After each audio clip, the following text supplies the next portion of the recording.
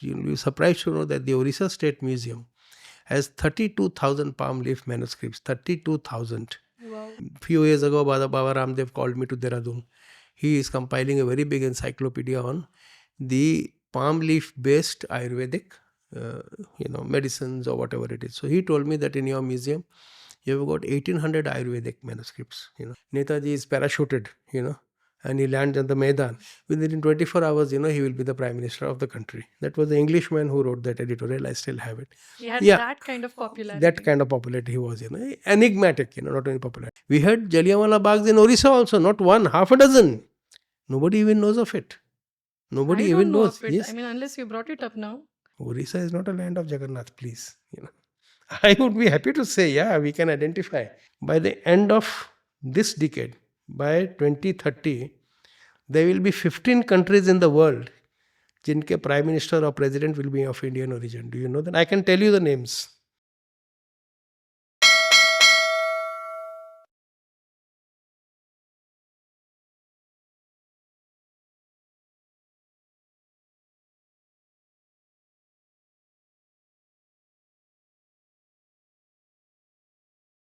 Hi, this is Tanya welcoming you back to one of the most exciting podcast episodes on Tea with Tanya. The guest that we have on board with us today, how do I introduce him to you? He is a pilot, he is an author, he is a historian, he is an history enthusiast, he is a heritage researcher. This guy has got all the right feathers in his hat. Without much further ado, let us invite Anil sir. Anil sir onto this episode of Tea with Tanya, and we are going to dive deep into heritage history of the state. So, Anil sir, you've been one of the most talked about person in my circle, and it is an absolute honor to be seated with you. And this would be my first and the only podcast so far where I have a heritage researcher with me. So, could you just shed some light for the audience? What exactly do we mean by heritage researchers, and what is the job that comes with it? Normally when you first think of a heritage, you think of it as a something tangible, a Okay. temple, a fort, a palace, something. But heritage is both tangible and intangible. And in fact, the intangible heritage is rather more important because when you see, the tangible heritage is in the material form, good, Right. bad, ugly, it may be in a very bad state or it may be, pristine or it may be a repaired or conserved or preserved one. Like But temples? yeah, like temples, forts, palaces, anything, Mhm. and which can be worked upon. Right. But intangible heritage, especially in a state like Odisha, Mhm. where we have got 62 different tribes, out of which nearly 30 are the PGVTs, primitive group of tribes, who have no script except for one. Okay. So their heritage, their tradition, their culture is all oral, passed down from generation. They don't have a script, there's nothing written. Right, sir. Vis-a-vis, the other part of it is that Odishan heritage, Odishan culture is one of the few places in the world where like it's a normal premise that history is there's a history is bunk and all that, but yes, most of history is based on it's based on many things, not evidential, but Odishan history. Now, what do you call by evidential history? History based on solid evidences, like I said, the tangible heritage, the temples, the forts, Or manuscripts. manuscripts. We have got palm leaf manuscripts, numismatics, coins, Right. archaeological excavations, Right. all these, and we have got this rock art, we have got rock edicts, we have got copper plate, grants. Specifically in the eastern regions, we have got the palm leaf manuscripts. So all this is evidential history, Right. this history based on evidence where we can cite something, For the example, when you write Odishan history, the walls of every Odishan temple Mhm. are so richly embellished, but not only by religious motives, it just read like when you read Dickens, you can know what the British society was during that period. Inasmuch when you study Odishan temples and the embellishments, the artwork, the scrolls, outside and inside both, you can know not only about the religious practices which were there 3, 4, 5, 6 centuries ago, but also the way of life of the people, the trade, the arts, the dance, the drama, the musical instruments, the implements, the tools. We have got we have got a very nice, you can just read it like a comic book. In If you go to Mukteshwara and all that, the Panchatantra, the elephant and crocodile, the Jataka tales, you can know about elephant trapping, hunting, practically everything. It reads like a history book, only a proper interpretation is necessary. So one heritage in this aspect, like heritage is very broad based, like I said, it's both the present state, and what was earlier. But Odishan heritage, it stands apart in as much, not only in India, in the world, because I would say 90% of the heritage which we have and the history which has been written is based on solid evidence. Like I told you, in all the aspects, you'll be surprised to know that the Odisha State Museum has 32,000 palm leaf manuscripts. 32,000. Wow. And normally when you think of a palm leaf manuscript, the first thing that comes to your mind is that usme koi, some Bhagavad Gita or some release mythology might. related. No, Hanji. if you go to the Odisha State Museum and you analyze all the palm leaf manuscripts, they start from from astronomy to Z till zoology, every subject under the sun. And the normal perception that a palm leaf manuscript has those squiggles and a written word. No, they are illuminated palm leaf manuscripts which have pictures, which have drawings, colored drawings of what? Everything, shipbuilding, palace building, architecture, temple art. I have also seen, palm leaf manuscripts with embellishments of birds, butterflies, botanics, it's full of. So I'll tell you what, this 32,000 I say, and this is ancient knowledge which has been preserved, it has yet to be deciphered. You don't even know what that knowledge is. Right. They have to a great extent digitized it, but not in a very proper way. Just look at the sheer knowledge that is there, and traditional knowledge, old knowledge. I don't say that, just a few years ago, Baba Ramdev called me to Dehradun. He is compiling a very big encyclopedia on the palm leaf based Ayurvedic, medicines or whatever it is. So he told me that in your museum, you have got 1800 Ayurvedic manuscripts, and we want to source them. We want But to. is this knowledge, It's knowledge. is this knowledge known? Because, like you mentioned, this knowledge is yet to be deciphered. It is there. Listen, they have already digitized it. It should have been available online. They didn't do it. You can now pay and get the downloads. But obviously, if you walk in tomorrow and you can see it, they have a list of the. So imagine 1800 palm leaf manuscripts, on ethnobotany. By that I mean, the medicinal use of plants, for the ancients, even today, Right. for the matter for the Adivasis, Right. a plant, its leaves, its roots, its bark, its fruits, everything has some value or the other. They value it and they know how to. And this is knowledge which is 4,000-5,000 years old. This is not modern knowledge. And for all we know, much of it can be put to great use by even modern day science and all that. You can't just say that Ayurveda is Bankamana. But very strangely, and it's very sad that we are losing it. Like I said, they have no script. Right. All the knowledge of the traditional people, the original people, we call them Adivasis or tribals, are passed from, say, father to son, mother to daughter, one medicine man to another medicine man, one priest to another. So what is happening, now we are giving them modern education. We bring them to factory schools, where all the tribes are together studying, and we take them away from the atmosphere of where they live. So this knowledge, we are losing knowledge which has not even been documented, not been recorded, for posterity, which has been in existence. When I say knowledge, I just don't mean this Ayurvedic medicine, the knowledge of the tribals to predict weather, seed storage, water conservation, how to live with nature. They're very sustainable. A tribal never went and hunted for pleasure. He just hunted, need based. He never exploited the forest for selling wood. He only exploited it for making his home and hearth and a small cottage. Lot to be learnt. So this way, why I said that heritage of Orissa stands apart is it's based, and our copper plate, tablets are there, the copper plate inscriptions, the rock edicts. They read like a history book. And there's something which cannot be doubted, because a lot of history is premises, debated and changed and all. Odishan history is rock solid and something which we should be very proud of. But I would also say the heritage of Odisha is one of the most neglected, both by the state government and the central government. By the central government, I mean the Archaeological Survey of India. What should be done is not being done. And we know the state of even our most important monuments, be it the Puri temple, be it the temple at Konark or the Lingaraj temple. They are in a very fragile state, I can pretty well say. Konark temple is Architecturally, you mean? no, but upkeep. Upkeep. Conservation and preservation. We are not doing what should be done.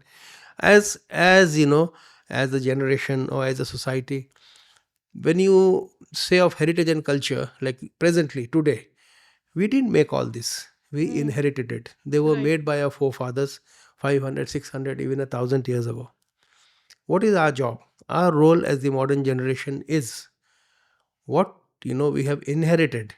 We should preserve it in the state as it is, or maybe improve it and pass it on to the next generation. And that's for what a carrying legacy forward. is supposed to That be should like. be. We are just custodians for, say, X number of years. That is not being done. Massive changes are being made. What happened in Katak, in Puri, what happened in Bhubaneswar in the name of beautification. We broke mutts, we broke old temples. This is something which is totally sacrilegious. It is cultural genocide. This was not made by us, and we are not owners of it. We are just temporary custodians, our role is to pass it on for our future generation. So there should be a big change in the mindset of obviously the government. But you cannot blame the government for everything, like we always say, it's our fundamental rights and all that. The Indian Constitution is unique in as much as, we have got the fundamental rights, but we have also got something called the fundamental duties. I think we don't even Talks teach it about in school. Yeah. And fundamental duty, one of the primary in Article 51A, the first fundamental duty enshrined by our constitution makers was that every citizen has the duty to protect its heritage. Nobody, I think, would be aware of it, that it is written in the constitution. Nobody reads of it. So it's not that just we blame with the government. If every citizen is not proud, is not aware, and doesn't do his little bit, all of us are responsible. In as much as maybe we don't put enough pressure on the government, even that's a responsibility which we have shunned or failed in. So in my opinion, if we have, I'll give another example. In Odisha, we have a lot of monuments. Everybody knows it, land of temples and this and that. So the Archaeological Survey of India has around 78 to 80 temples under its list. They are called protected monuments. These are under the center. They call the Archaeological Survey of India. Archaeological Survey of India is supposed to post guards, take care of these monuments, repair it, conserve it. In some they sell tickets to enter. So that's around, say, 80. The state government has 218. Wow. Okay. And we have a World Heritage Site, Konark. So if you count these three lists, it's just slightly less than 300. Now these 300 monuments or heritage value things are the only ones that are the responsibility of the state and central government. But I'll tell you a small thing. Working in INTAC from the last 13 years, only in Odisha, I have already documented 6,500 monuments, and this is only in 17 districts. 6,500 monuments we have already documented. And you mean to say all these documentation that you've done Yeah. has not been done by the ASI? No. These are So you bad. don't have any official Nothing. mention of these No, monuments nothing. anywhere? I told you, the state government, the state archaeology and the ASI are confined only to this 300. That is their mandate. The rest is by sheer, sheer faith of the people. This I say in the matter of temples. The village committees, some places, you have something called the endowment commissioner. They, manages. But I'm telling you the sheer extent, and I'll tell you another part of it. Normally, we consider a more than 100-year-old anything, an edifice, as a heritage. That's a benchmark, Not everything. A 50-year-old temple certainly wouldn't be heritage because it's made with modern materials and all that. So normally the benchmark for the ASI also is 100-year, if it's a building or a temple or a fort or a palace. When I did my listing, I didn't even take the 100-year benchmark. I took a 300-year benchmark, you know. And imagine, even with a 300-year benchmark, I could do 6,500, and we are still counting. We have 13 more districts to go. And when we complete the entire listing of the entire state, in my opinion, we will have anything around 12,000. So, That's just a prediction. It could be yes, more than it that. could be more than that. So, the thing is, we have a problem of plenty. Now, I can't blame the government and tell that, the government has other jobs to do. They just can't go and spend all the money and look after 12,000 temples. So there, it's the citizen, civil society, awareness. Every citizen of the country, and we have to inculcate this sense of, you know, pride of place, Belongingness. belongingness, and just as pride of a rich heritage. Until if you are nonchalant, if you are not even aware, so this sort of cultural genocide will happen, and it is happening. Many of our temples are on the verge of collapse. Many of our temples, every single day when you open a newspaper, you will hear of temple thefts. आज यहाँ somewhere the idols are stolen, somewhere this is stolen. All the good things have been stolen and taken out. Vandalism, in all these sites.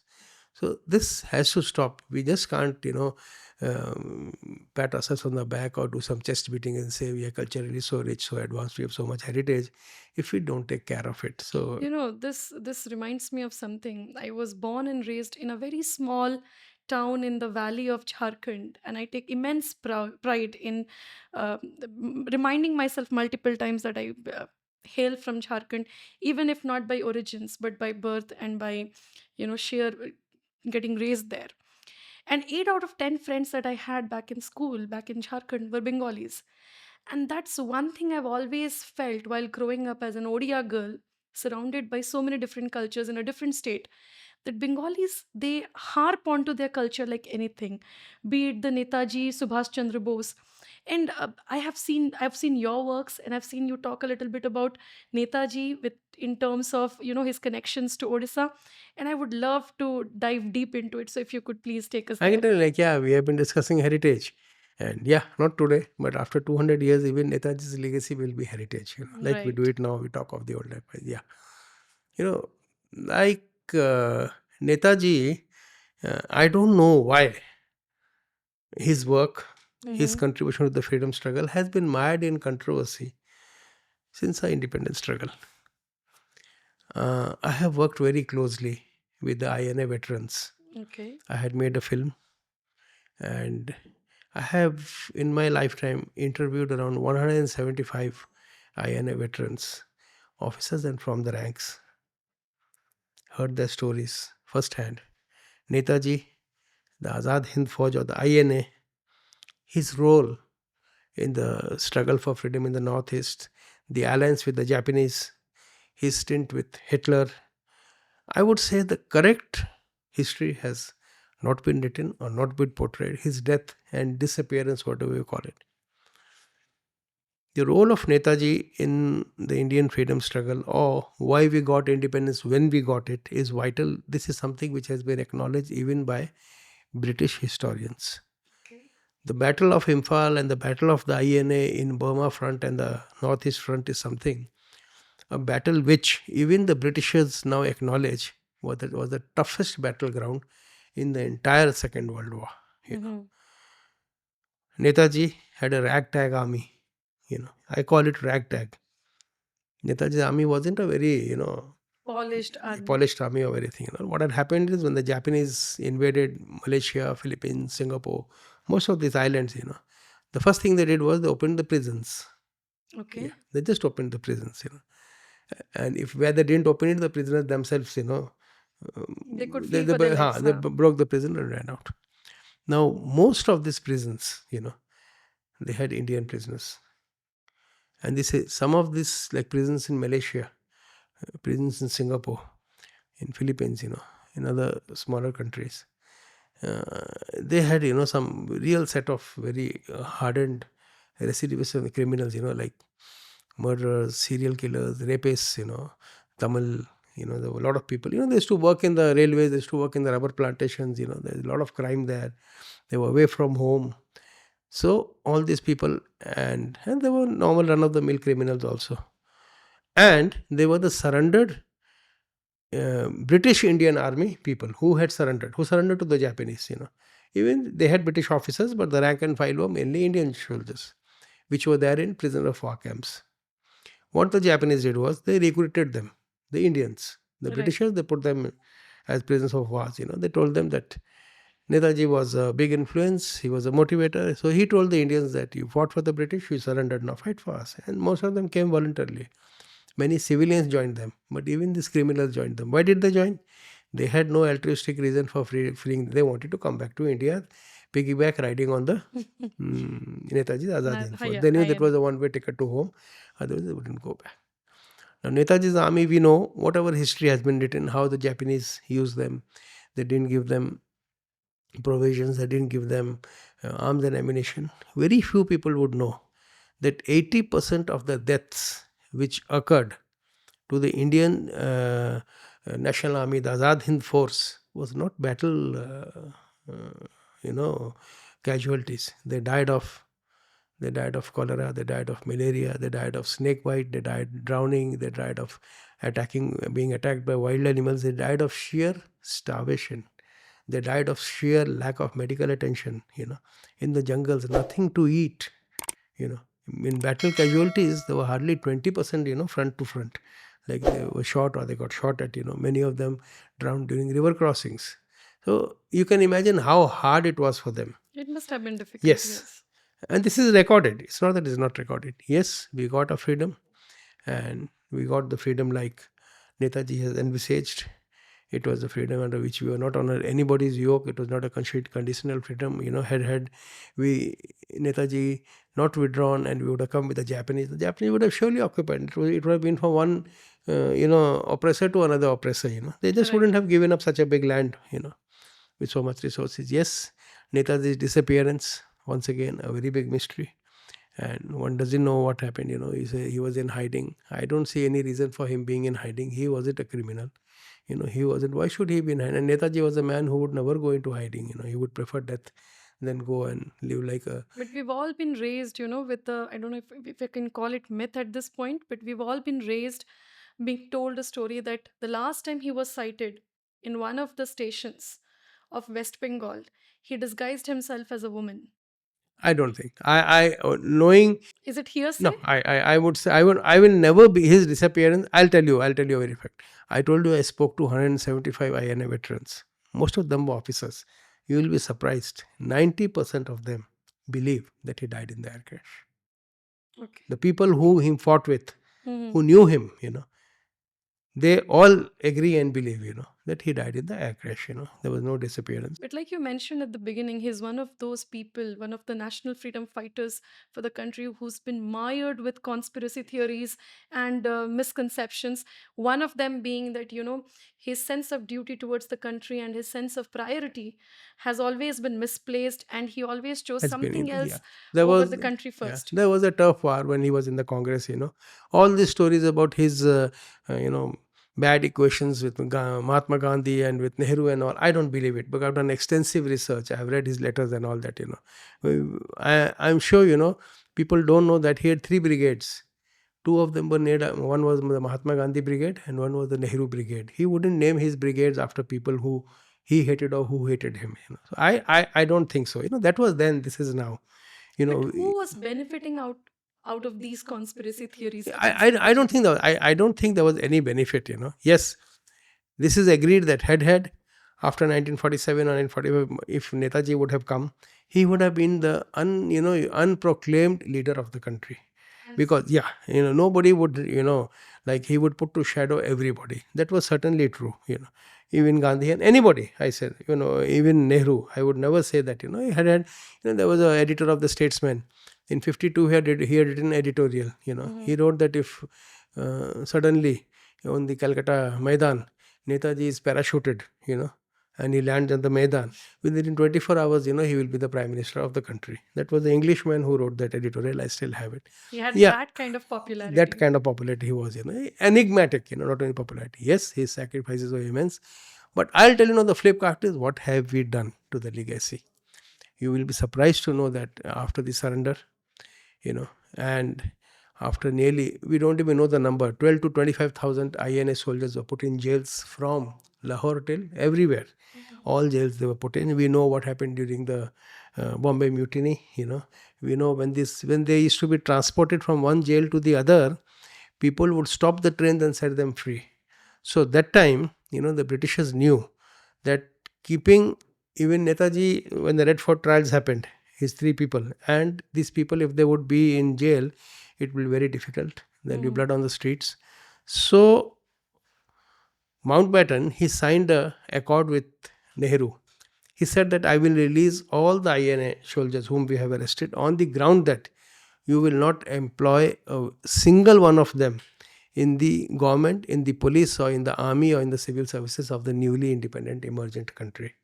And Nehru, looking at the time, once again I say, we are not here to blame anybody. The condition, he signed that accord. All these 20,000 INA veterans were released. Not one of them was given a proper, acknowledgement of his work. They went into ignominy. They died broken-hearted. Few of the states did it, Punjab, Himachal, and all. They gave them, but a state like Odisha, which figured very prominently, they just led miserable lives. We never talk about our martyrs. Never. I mean, not at all. Especially the INM, especially the INM martyrs. Every year, in the last 10 years, I made efforts and I have compiled a list of 642 INA veterans who were there in Odisha. I have given it to the government. I told them, make a proper, memorial or something, make a war memorial, make a peace memorial. Like the India Gate has the names of 100,000 Indian soldiers who died in the First World War. Make something of that sort. Let us at least remember them, And if I could collect on my own 640, if the government uses its machinery, they will be able to collect much more. Absolutely. Let us acknowledge their presence, and have a memorial for the INA. And having a memorial for the INA in Odisha is much more because Netaji essentially was an Oriya. I would really say, I don't want to go that Bengali and Oriya battle, but the vital years, the formative years of his life, whatever spiritualism, education, sense of nationhood, was something which was inculcated in the Oriya Bazar of Cuttack, and in the school he studied here. So basically, it was the culture which and I have got instances and on record where many of these INA veterans said that Netaji had told movie go to Odia. He has told them, and when a 80-year-old veteran, INA veteran says, and how unfortunate that a state of so many people, none of us none of them, every year. And on the national level we don't do it. This is lip service, uska statue laga diya, hata ke ya kuch kar diya. That is on the national level. But most on the state level, we have not done, we have not acknowledged the role of, forget it, I will not talk on a very, we have failed to acknowledge the role of the Oriyas, who, in my estimation, there were more than 3,000 of them, out of which around 1,800 lost their lives. I remember back in college when I shifted my base to Bhubaneswar for my higher education. I remember we had a small club like a circle, and we would always endlessly talk about why don't we have one intact document talking about the martyrs from Odisha. I mean, every other state celebrates their martyrs. Even small instances, where even smaller. We had, I'll tell you another concept. Forget the, the violent uprising. Very few people would know. Like when I was working on history as a heritage and all, do you know some of the most staunch Gandhians, staunch by staunch, when Gandhi's movement, Gandhi's non-cooperation movements, his Quit India movements, whatever movements, was cyclical. He was in jail, the movement would die down. Then Gandhiji comes out of jail, once again it picks up. The Sarvadeva, any movement, when he was in jail, all over India, sab shant hota. But Odisha was one state where consistently Gandhiji being in jail or not being in jail, made no relevance. Made no evidence. The Gandhian movement, the struggle, non-violence, Quit India, non-cooperation, struggle, untouchability, khadi, village Gramadyog and all that continued non-stop. The Gandhians of Odisha were the true Gandhians, in letter and spirit. Then I always wondered, when I asked the present day Gandhians, after Gandhi died, practically there was no inheritor. Nobody could become another Gandhi, I would say that. But to keep the movement going, call it we needed somebody in his place. We need Swadeshi movement or whatever movement, whatever. No. there were no Orias who figured prominently. No Orias, And whereas what I studied during that time was, it was only the diehard Orias who could have taken and carried, for some time after Gandhi's death, Gandhism and the Gandhi movement died down. It was later on revived because when he came to be the world over. Then I realized one of the reason why our Oriya Gandhians couldn't make it to the forefront was because they didn't know Hindi nicely. You know, I mean, even so, I mean, the actions could speak louder no, than words even then. but then what happened? Going to Wardha or going to Sabarmati or doing that, But Hindi not- was something yes, essential. not That time, breaking remember, through the crowd. post-independence English was not such a well understood. It was still elitist. This thing, Language. So these people were very diehard, very committed. They still are. Some of them, But we have come a long way since they then. have come a long way, but not. I would still say yes, but we hear of all our eminent Gandhians, some of them, but the pride of place which they should be given, the rightful place in history for keeping the struggle going. We had Jallianwala Baghs in Odisha also, not one, half a dozen. Nobody even knows of it. Nobody I even don't know knows. of it. Yes. I mean, unless you brought it up now. Then nobody knows of it. There was small. We had tribal, very few places in the country. The tribal joined the cause of Gandhi and followed him. It happened in Odisha. They were firing. People died. The Pavadahandi firing. They were in prison. They were hanged. So even there's so many unsung hero and heroines when you do it. Of course, during this 75 years, some names we bought out. We bought out a book about 100 unsung heroes. But that's history. It's not that everybody does get acknowledged, and there were many of them who didn't want to be acknowledged. They fought for the freedom struggle. When the freedom came, they went back to the normal lives. They didn't want freedom fighter pensions. But them, it was as normal as fighting for bread and butter. So when we talk of Netaji and his contribution, Netaji has been more used by politicians just for campaigns, election campaigns, but then forgotten. What we should really do, if we revere his role, which now even historians outside the country are doing it, a proper official history. Official. It's not based on any propagandist now, not a hagiography. Because Netaji didn't work in India, he worked in 17 countries. So this research will have to be conducted in 17 different countries. And then maybe a collective And make a official document. That should be the official history of the INA. Good, bad, ugly. Netaji was a man of flesh and blood. Nobody says that he was a saint. But those were difficult times. Many things had to happen. When I wrote my book on Netaji is one of the followers, there was some such material which I felt should not be written. And I didn't write it because it will create a lot of controversy. Maybe it will be published after I die.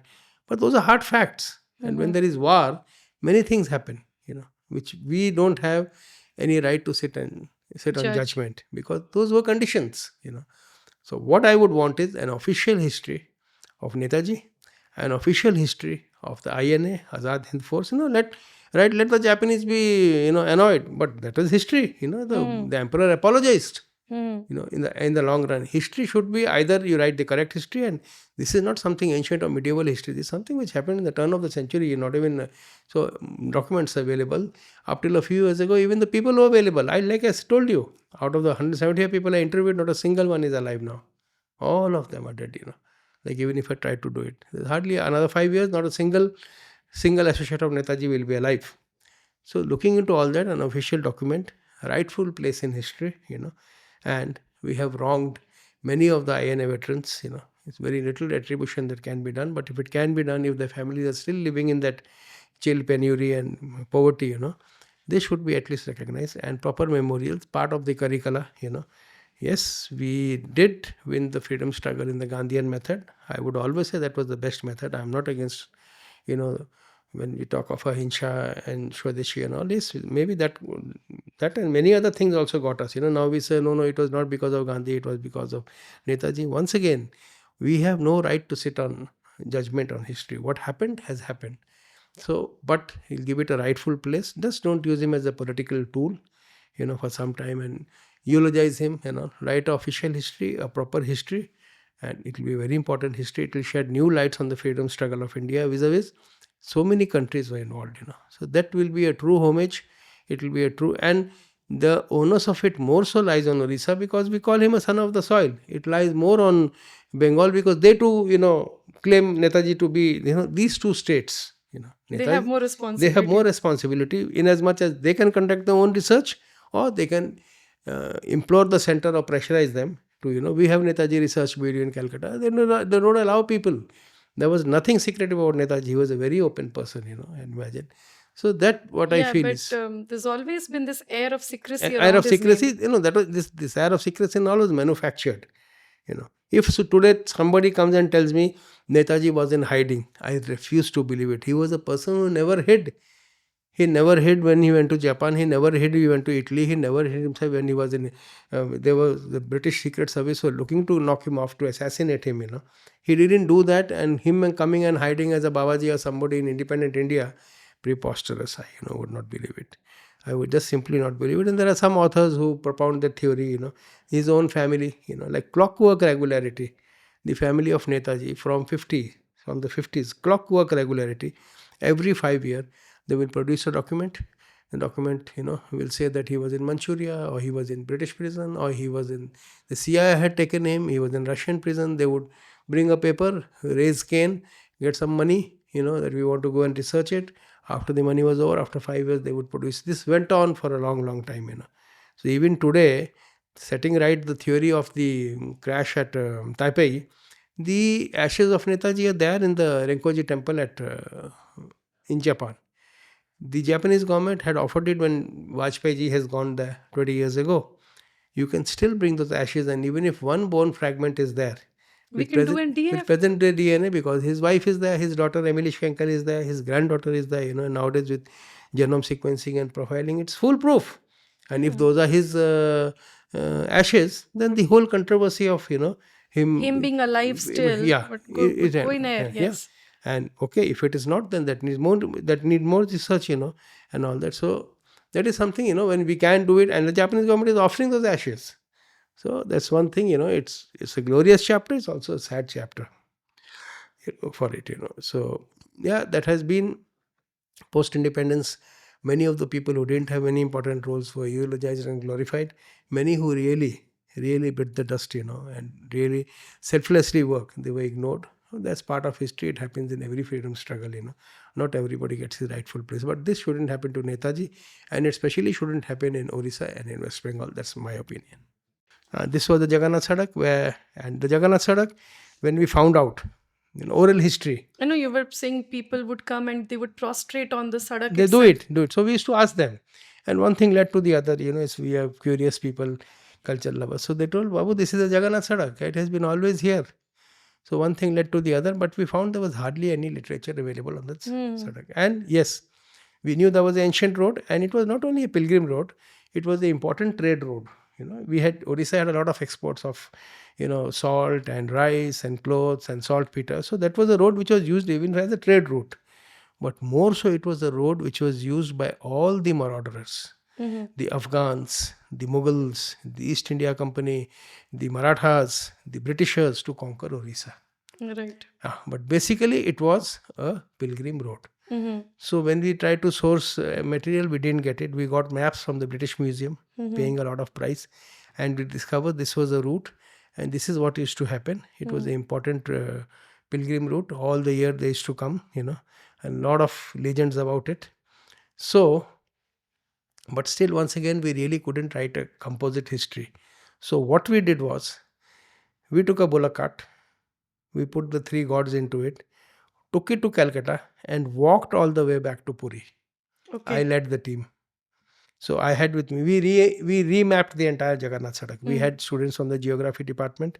They would take a reading every 100 meters, and we remapped. When I did that journey of 22 days, I realized the extent of the culture, the heritage, the Jagannath cult, how it spread over the world, because this was the road which was taken by Chaitanya Mahaprabhu, taken by Kabir, taken by Nanak, taken by Ramanujan, taken by, all the saints of that time, they came to Puri on this road. And there's so much, it was so rich in history, the oral history, the evidential history which we found, we recorded 800 monuments of the old road, which were in neglect. So it was a 3-volume report which we made and we've given it to the government. The government is publishing it. We realized the extent of the culture which is still present and which we have lost for posterity. And lost means irrevocable. So we made a list of around 500 which we asked the government to protect. But being the government, in the last 10 years, out of that 550 have vanished, by way of highway expansion. What had happened was, the road was there. People used to come. So in 1898, the railway line from Calcutta to Puri was laid. And the travel time was there only 20 hours by the steam engine. So obviously people didn't come walking or they didn't come by bullock cart anymore. So the road fell into disarray. And many places it got encroached, the highway took it over or the railways took it over. But still, out of that 512 kilometers, 130 kilometers of the original road is still there. Still, those trees, those bridges, those ghats, and those old dharamshalas, those sarais, those water wells, those tanks where they stood are still there. And it was living history. So we are still trying to revive it. And that is even a road had history. You could write the history of Odisha based on that road. So these were small aspects which we picked up, when you study history and culture, it's not that just you go and to palace or a fort, Every village has its history, the culinary history, people, what they eat, the habiliments, the dresses, everything, the religious festivals, the sheer variety, like I told you, 32 tribes. Normally, when you think of history, don't they have a history? They have a deeper history than us. They are the original people. The sacred groves, they're, everybody knows and it's acknowledged that Jagannath is a tribal god. It is totemic, something which is mainly tribal worship. The tribals, they worship that Stambeshwari, Khambeshwari, Maheshwari, just a block of wood or a block of stone, And Jagannath is an embodiment, no hand, no feet, it's just a hunk of, we call it wood now.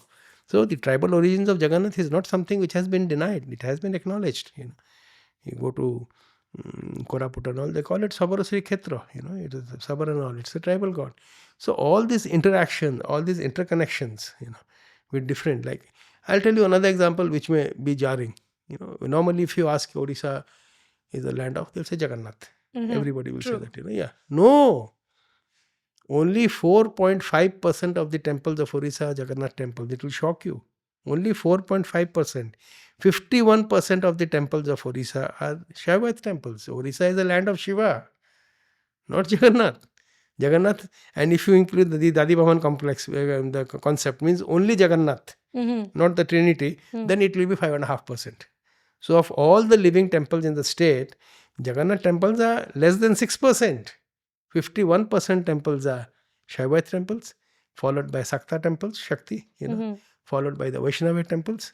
Odisha is not a land of Jagannath, please. I would be happy to say, yeah, we can identify. But if you look at the number of religious structures and the places, it's very, very, it's minuscule. Wow, this This is something, so enlightening. which will not go. But 51%, Odisha was, is, and always has been a land of Shiva. Land of Shiva. Every bend of the river, be it Baitarani, be it Brahmini, be it the Mahanadi, every bend of the river had a Shiva temple. You will be surprised when we did the Mahanadi project. We found 63 temples which were in the middle of the river. Means they are buried temple, Buddha Mandira, they call it. Now, what happened was, they used to build the temple on the river bank, and those days there were no dams and all. The rivers were very volatile. They used to change course, they used to meander. So most of the temples were gobbled by the river. And now, out of the 63 temples which we documented, some we went underground to photograph, underwater. You will be surprised that 40 are still erect. Underwater? Yes, and they emerge in summer. The spires emerge. Some have fallen in a heap, some have bent over, some have been gradually Washed fallen away. and but 40 of them are still standing as they stood 600 years ago. And that's what 700 we years call ago. standing the test Does of time. anybody even know of it? We wrote to the ASI. They have a salvage wing. There's something called salvage archaeology nowadays. All these temples are very easily can be dismantled and reassembled. When the temple of Abu Simbel in that Aswan Dam, 60 years ago, UNESCO took off the whole temple and put it somewhere else. So today also we have it. We requested the ASI. We didn't say that put all the 40 temples. We said do one or two as a test case. But and the beautiful temples, can you imagine? So this is the extent of heritage which we have. We have it in the middle of the river. Wow. So, everywhere, so it's something to be proud of also, something to be very sad of also, the sheer, like I told you, what hits us most is the thefts, the temple Hmm. thefts, you will be surprised, the Orissa police or the courts and all, when a lot of thefts happen, many are retrieved also. There are nearly 1,000 such, statues which have been seized by the police, which are kept either in the police stations or in the court malkhanas or in the collectorate offices, the ASI godowns and the state archaeology godown. These were all recovered by the police, but they don't even know where they were stolen from. So how do they return them? Can you imagine these old statues? So now we are embarking on documenting every piece of sculptural art in 3 dimension. At least you should know, if it was nowadays, if it was stolen and recovered, where do we return it? They don't know. This is the extent of the thefts which happen and which are happening. So this should be stopped. This is, if we don't take care of it, no, you can't have the government put a policeman in front of every temple. You can't. This is, the local people have to be educated. They have to be made aware. The Tamil Nadu police has a heritage wing from the last 20 years. They have a separate cell in the police department to only check up these things. And the temple thefts are the least. In Orissa, if say a murti is stolen, when you go to the police station, he will register a case as if a cycle has been stolen or a Bike. motorcycle has been stolen. He wouldn't know, there are no special laws. So until this sort of change is brought, and this change will all come with awareness. Okay. You don't know that Modi ji has very surreptitiously, in the new education policy, they have included heritage studies. Every education institute, be it the IITs, the medical colleges, engineering colleges, the management colleges, the pharmacy, everybody will have to have heritage studies compulsorily. The NAC rating which happens. So until they have heritage studies, they won't get proper NAC rating. So this may bring about a change now. So the pride Not of by India. choice, maybe by Yeah, compulsion. by Yes. compulsion. So every Indian student, anybody who is, a student, will have to learn about India's glorious heritage, or inglorious, whatever you call it, our rich heritage, to inculcate a sense of pride. I would say, even why you should start it right from change. We read history not like it should be read. I told you so much about Netaji. Yeah, there are some mention in the history books also, class 8, 9, 10, but not to this extent.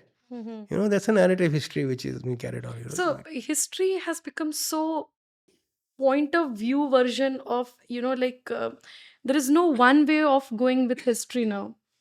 Absolutely. Like history should be, like I said, it should be true. We shouldn't be ashamed of history. That expression that, if you forget history, you're forced to, once again, reenact it. If you forget it. You can't go back. You can't put the clock back. Like a lot of people say, वो नेहरू होता तो ये होता था, सरदार पटेल को बना देते इसको. No, that's all is that what was right at that time happened. That was then. This is now.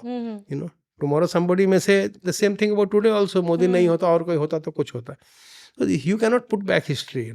History something which has happened. You either learn a lesson or you glorify it. Condemning it is no use. Okay, you learn something with it. Today people castigate Gandhi also. They do it. Somebody starts comparing Patel vis-a-vis. Wrong. That was the past. Okay, you learn from it. So the very course of history, like what is being taught, and to a certain extent, I will say this government is taking steps. But once again, they take extreme steps. They want to say now the Mughals were bad, and that is also wrong. You don't call Akbar the Great and all that. What happened. So we learnt lessons. The Britishers ruled over half the world. What happened now? Now the chief, the prime. You get those WhatsApp messages in which you say the CEO of Pepsi is India, of Microsoft, of all this in India. I am telling you, by the end of this decade, by 2030, there will be 15 countries in the world जिनके prime minister or president will be of Indian origin. Do you know that? I can tell you the names. Today we have one country called Suriname, Ireland, America, Vice President, and Britain, Sunak. Do you know? In Nigeria, there is a mines minister who is an Oriya. Two of the cantons of Switzerland, two of the cantons, and provinces of Canada, New Zealand, Australia. I can tell you the name of the countries which will have Indian heads, Indian people who will be the Prime Minister or President. Canada, Ireland, Suriname, America, the next president following me, Singapore. I won't call those West Indies islands because already we know, they are people of Indian. New Zealand, Australia, all these countries, will have people of Indian origin. Around 15 countries will have people, Indian names, who will be the Prime Minister. Will that make a difference to us? When Rishi Sunak became or Kamala Harris became, we went back beating and chest beating, she has become the vice president. Did she do anything did she even come? In fact, she made visa rules more stricter. So this sort of, that unnecessarily, we just start beating, Now, Rishi Sunak, yeah, he's now the Prime Minister of a country. His allegiance is to that country. His origins may be Indian, So these are factors, we take of false pride, things which doesn't matter. We have so much to look back to. So, today's episode has been enlightening, informative. I have no other words to put it across. The audience that is going to watch this, and if you're watching this, you're in for a treat. Anil sir has been an epitome of historian knowledge, heritage knowledge, and we've been honored and blessed today to have him on board with us. And if you like the content that we provide, do give us a like, do subscribe our channel, and do not forget to press that bell icon right next to it to get notified about our episodes first. See you guys the next time. Until then, this is Tanya signing off from Tea with Tanya.